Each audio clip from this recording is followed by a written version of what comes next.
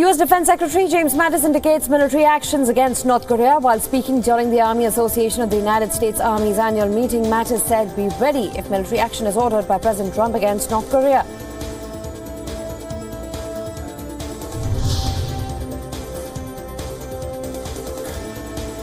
The UN Atomic Agency chief has affirmed Iran's commitment to the 2015 nuclear deal. The statement issued by the International Atomic Energy Agency, or the IAEA, comes after US President Donald Trump said Iran was not living up to the spirit of the agreement. In fact, the agency's chief said the nuclear-related commitments undertaken by Iran under the nuclear agreements are being implemented.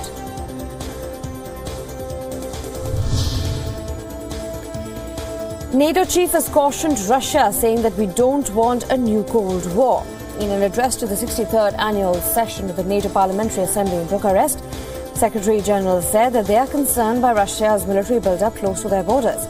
The statement comes after NATO's 29-member alliance increased military forces in the Black Sea in response to Russia's aggressive action in Ukraine.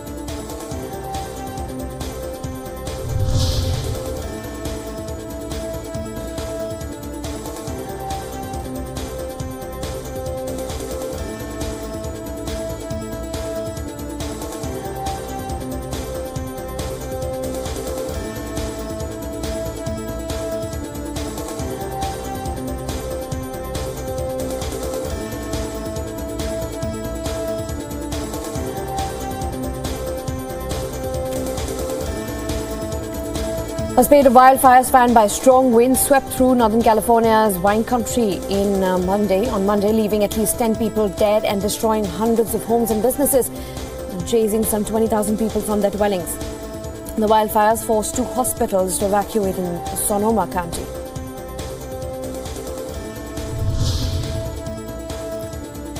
Britain and its European Union partners clashed on Monday over which side, in fact, should make the next move to unblock Brexit talks. This despite concerns they will miss a deadline for the divorce deal and that London is heading for a chaotic departure. Prime Minister Theresa May made it clear in a speech she delivered to Parliament that she hoped her EU partners would make proposals at the new round of talks, opening the way for the next stage of negotiations, saying the ball is in EU's court.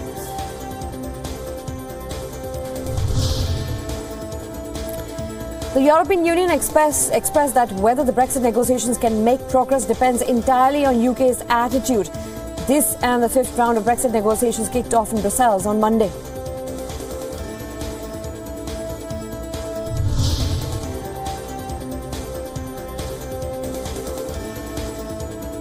And Dutchman Jeroen Bleem said on Monday that he would continue to be the president of the Eurogroup, the Eurozone finance ministers, until his term expires in January, even though he will no longer be the finance minister of Netherlands.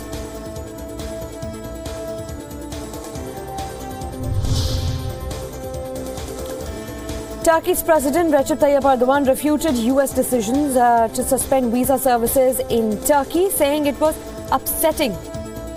He added that Turkish foreign ministry officials had contacted their US counterparts over the issue.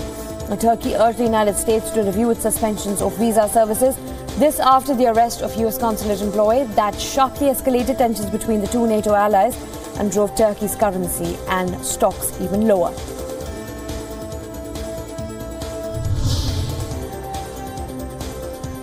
And Liberian President Ellen Johnson Sirleaf addressed the nation on Monday. This on the eve of presidential elections, which is the first democratic power transfer in 73 years. Johnson Sirleaf urged for a peaceful day at the polls on Tuesday and said it would be the first time that 3 generations of Liberians will be transferring presidential authority democratically and peacefully.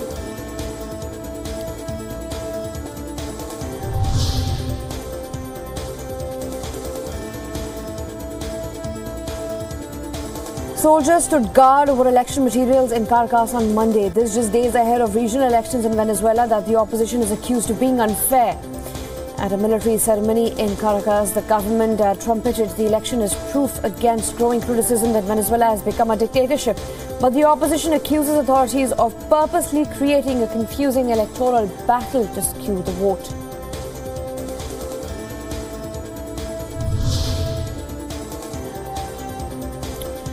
French President Emmanuel Macron sought to reassure the United Nations High Commissioner of Refugees, Filippo Grandi, on Monday, saying France would honour its commitments to aiding refugees by offering 10,000 places for resettlement and additional financial support.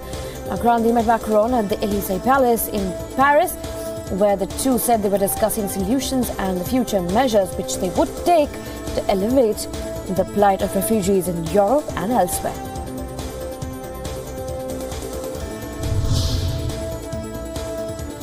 Greek lawmakers began debating on Monday on a bill allowing people to change their gender identity without medical treatment. And this move was welcomed by the LGBT community, but it exposed the political divisions amongst the church and the opposition.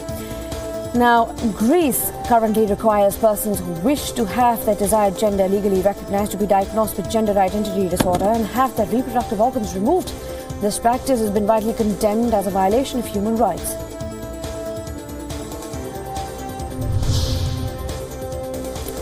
Hundreds gathered on Monday in a small town in southern Bolivia, where a leader of the Cuban Revolution, Che Guevara, was executed 50 years ago. The Bolivia's President Evo Morales camped in a sleeping bag and a tent and welcomed dignitaries from allies of Cuba and Venezuela. Over the weekend, artists, activists, veterans of the Cuban Revolution and Guevara's descendants gathered to commemorate the revolutionary.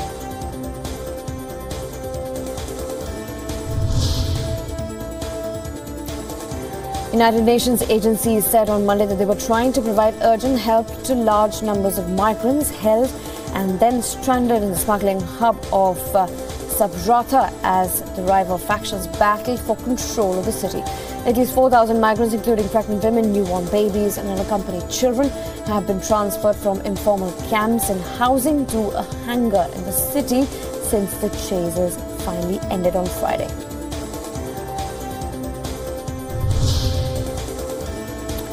The Syrian city of Raqqa has been devastated after controlled by Islamic State militants and the months-long fight against the Syrian Democratic Forces.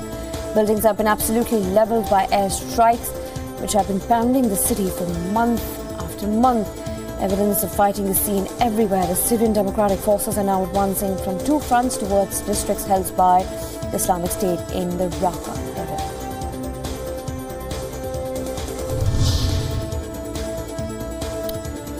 A newly released video by Disasters Emergency Committee shows the scale of Rohingya crisis in one of the refugee camps in Bangladesh.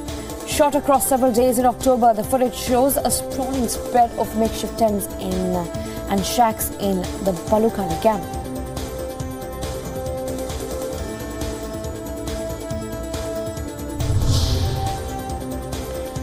The 2017 Nobel Prize winner in economics was awarded to Richard H. Taylor for his contributions in behavioral economics on Monday. Now, Richard Taylor is a key representative figure in the field of behavioral economics and finance.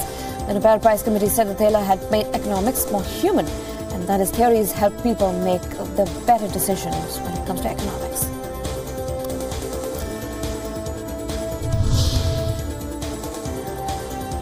SpaceX successfully launched a Falcon 9 rocket carrying 10 satellites for the Iridium communications on Monday.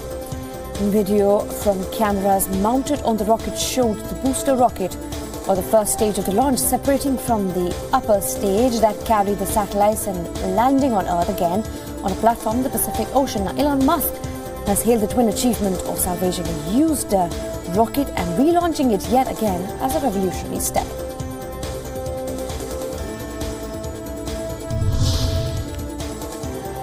Soccer fans celebrated in central rail traffic on Monday after Iceland became the smallest country ever to qualify for the World Cup. Team members paraded on stage to delight of hundreds of fans after beating Kosovo 2-0 to book a place at their first World Cup in Russia next year.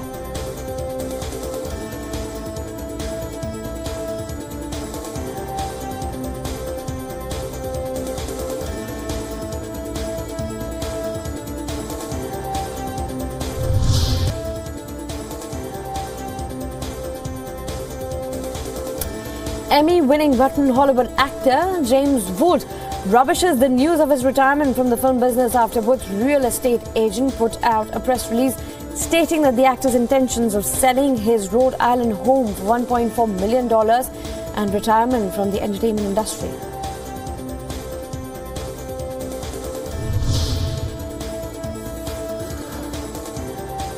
Billed as the world's first fully painted feature film, Loving Vincent premiered in London on Monday. In the homage to the Dutch artist, uses more than 130 of the painter's own works to tell his own story. The film has won lavish praise for the technique, and some film critics said the narrative does not match the film's breathtaking visual appeal.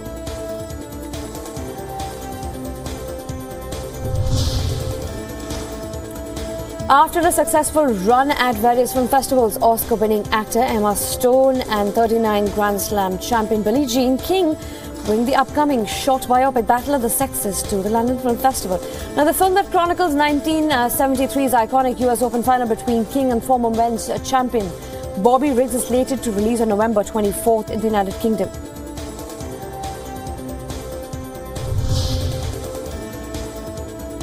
Oscar-winning actor Helen Mirren and Welsh actor Luke Evans roped in to star in the French filmmaker Luc in Benson's next film called Anna. And the film will be distributed by American studio giant Lionsgate, which also distributed Besson's recent release and the sci-fi epic Valerian and the City of Thousand Planets.